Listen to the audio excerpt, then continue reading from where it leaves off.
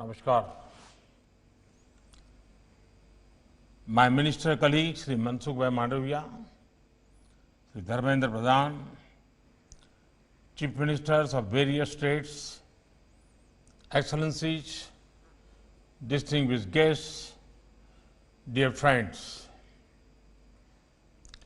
I welcome you all to the Maritime India Summit 2021. That summit brings together many stakeholders relating to this sector. I am sure together we will achieve great success in boosting the maritime economy. Friends, India is a natural leader in this sector. Our nation has a rich maritime history. Civilizations flourished on our coasts. For thousands of years, our ports have been important trading centers. Our coasts connected India to the world. Friends, through this Maritime India Summit, I want to invite the world to come to India and be a part of our growth trajectory.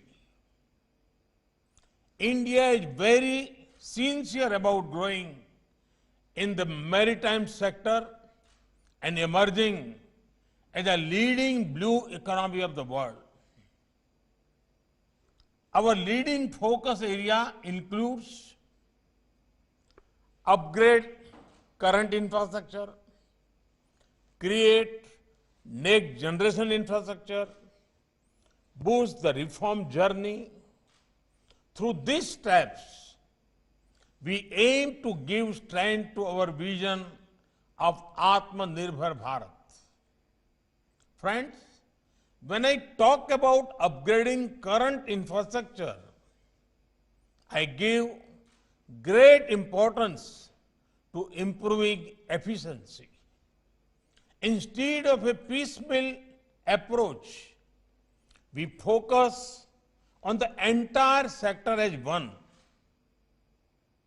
And the results of this are visible. The capacity of major ports, which was around 870 million tons per annum in 2014, has increased to around 1,550 million tons per annum now. This productivity gain not only helps our ports, but also boosts the overall economy by making our products more competitive. Indian ports now have measures such as direct port delivery, direct port entry, and upgraded port community system, PCS, for easy data flow. Our ports have reduced waiting time for inbound and outbound cargo. We are also investing heavily in development of storage facilities at the port and plug-and-play infrastructure for attracting industries to port land.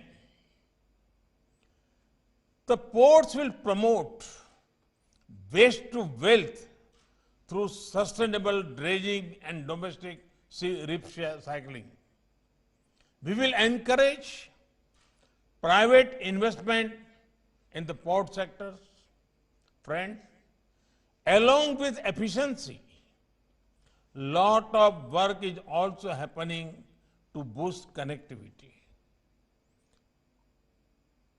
We are integrating our ports with coastal economic zones port-based smart cities, and industrial parks.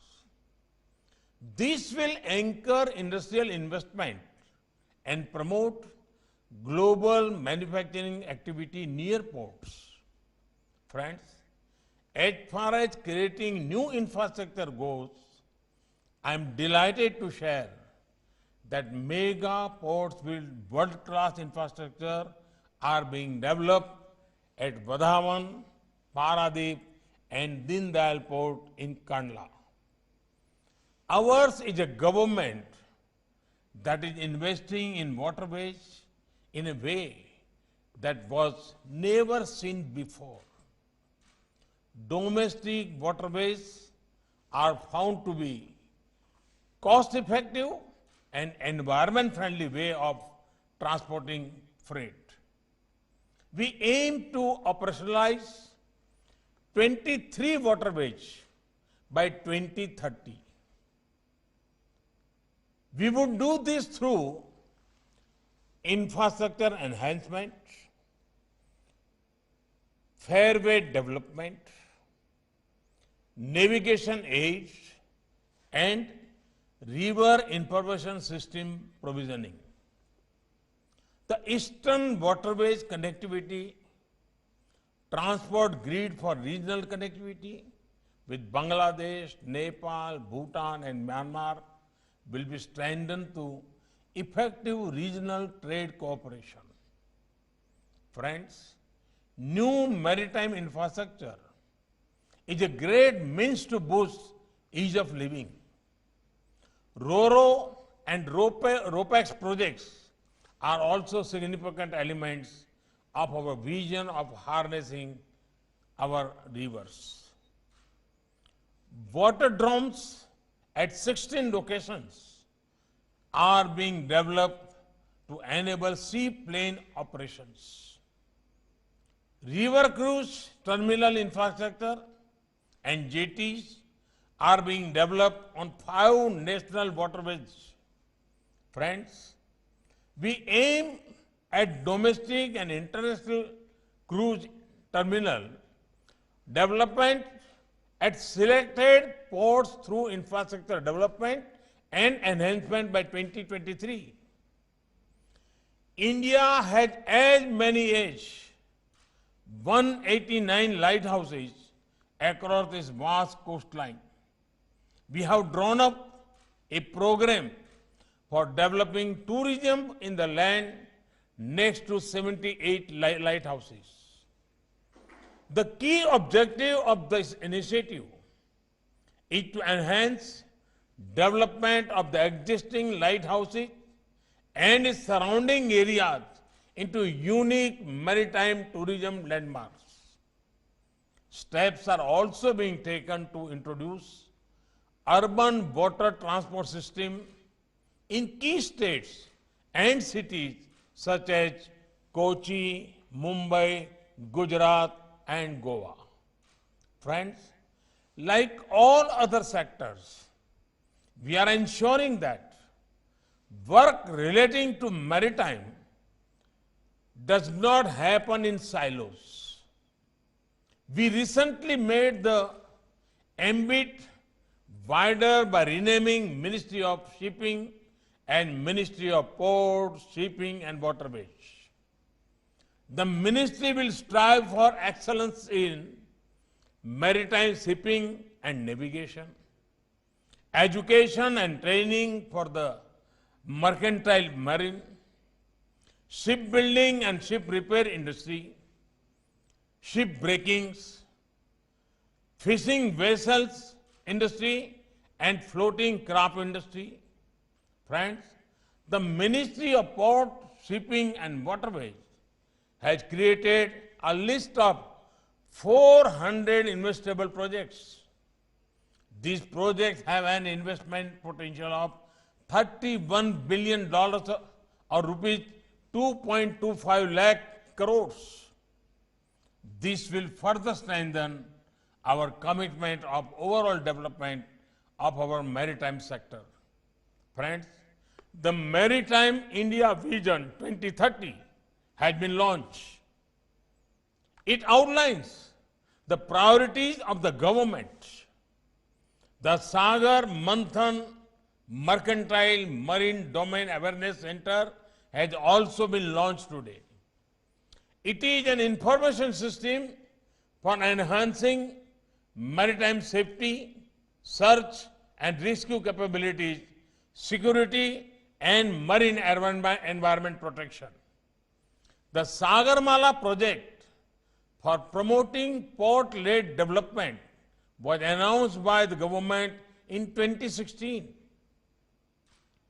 As part of the program, more than 574 projects at a cost of 82 billion US dollars or 6 lakh crores have been identified for implementation during 2015 to 2035. Friends, the government of India is also focusing on the domestic shipbuilding and ship repair market. To encourage domestic shipbuilding, we approve the shipbuilding financial assistance policy for Indian shipyards. Ship repair clusters will be developed along both coasts by 2022. Domestic ship recycling industry will also be promoted to create wealth from waste. India has enacted Recycling of Ships Act 2019 and agreed to the Hong Kong International Convention. Friends, we want to share our best practices with the world, and we are open to learning from global best practices. Continuing with our focus on trade and economic linkage with the BIMSTEC and IOR nations, India plans to enhance investment in infrastructure and facilitate mutual agreements by 2026. Government of India has also initiated holistic development of island infrastructure and ecosystem.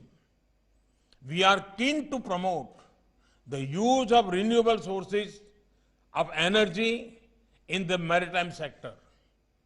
We are in the process of installing solar and wind-based power system at all the major ports across the country.